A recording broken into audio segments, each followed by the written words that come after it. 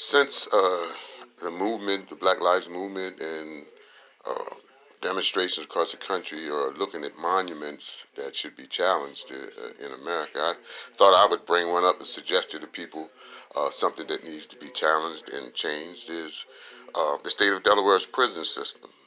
Uh, in Delaware, the Department of Corrections was created in 1964 by the enactment of what is it, 11 Delaware Code, Chapter 69, which created the Department of Corrections. And prior to that, the Department of Corrections was under the Department of Health and Social Services, and it was uh, uh, overseen by a prison board.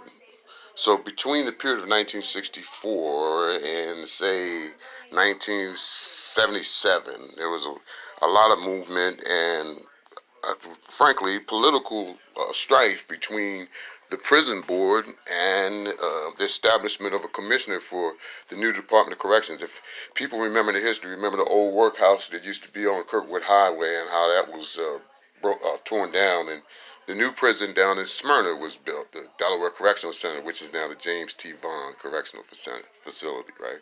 Well, during that period, this guy, James T. Vaughn, uh, he became the first commissioner, and because of overcrowding and policy changes to move from a correctional-based prison system in Delaware to a warehouse, lock 'em up, crime bill kind of system, um, many of the laws in Delaware changed, and prisons were flooded and overcrowded with people.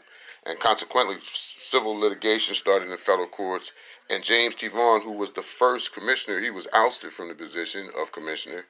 But what he did was got upset and moved into Clayton, where he lived, and ran for Senate and became the senator for Clayton, and took over the correctional committee of the state senate, and therefore controlled the budget and essentially controlled over the Department of Corrections from that point until the end of his life. But the problem is that James T. Vaughn, he was the leader of the Ku Klux Klan in the state of Delaware. Now, I'm giving an example. If you remember back in the early 1980s, there was a Klan march in Newark, Delaware. And it was a big controversy because the Department of Corrections buses and vehicles were used in the march and rally by the Klan.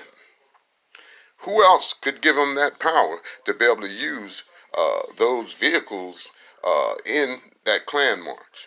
So let's just take a, if we want to look at monuments, we have a prison that's named after James T. Vaughn, who was the leader of the Ku Klux Klan.